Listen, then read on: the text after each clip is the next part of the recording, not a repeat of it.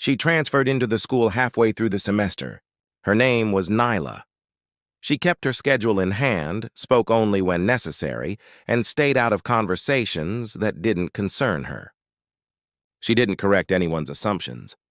She didn't explain where she came from or what she used to do. She simply moved from class to class without drawing attention. Students only noticed her when she entered the weight room during physical education. She didn't look like someone who lifted often, but she moved with solid footing and straight posture. She wore standard gym clothes, tied her hair back, and followed instructions without hesitation. Most of the class barely acknowledged her presence. One student did. His name was Lucas. He was known for getting into trouble. Not the kind that involved teachers, but the kind that targeted quiet students who wouldn't push back. He joked loudly, pointed out insecurities, and mocked people who avoided confrontation. He liked the reaction more than the attention.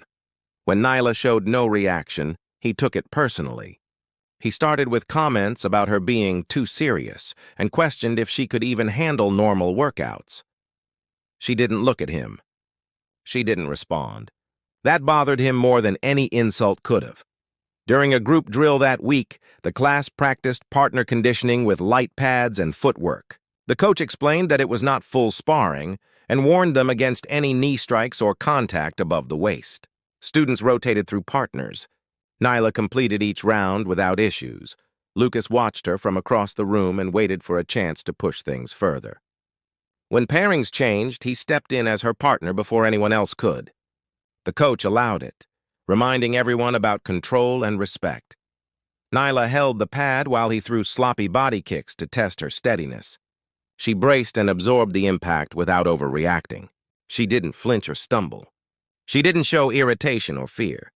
She held the pad like she'd done it many times before. After the count, they switched roles. Nyla delivered measured strikes, light, balanced, controlled. Her shin met the pad with clean impact each time, never reckless. She didn't show off. She didn't raise her voice. She just followed the drill. Lucas didn't like that she was better than he expected. He decided to escalate. On the next rotation, he ignored the rules. He stepped in suddenly and launched his knee upward, not to the pad, but past it. He aimed high, expecting to catch her off guard. She didn't retreat. She didn't pause. She angled her body just enough for the strike to miss, then lowered the pad calmly before his leg returned to the ground. The movement was effortless. There was no panic in it. Students nearby froze. A few knew immediately that he had not misfired by accident. The coach turned his head after hearing the shift in the room's tone. Lucas tried to laugh it off. He said he was testing reaction time. Nyla did not respond. She simply placed the pad down and stepped back.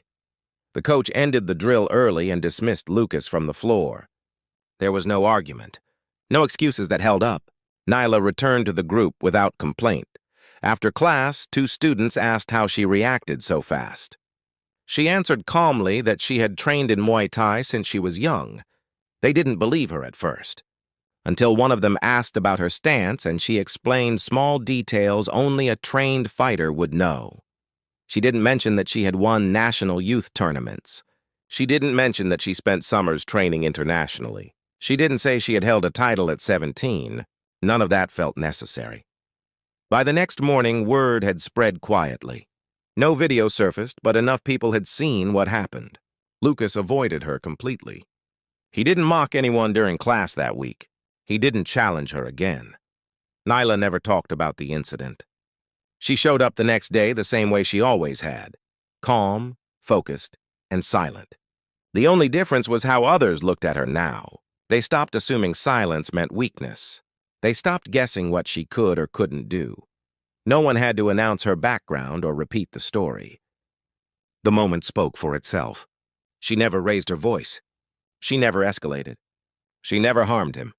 She simply moved with the skill she already had and let his attempt fail on its own.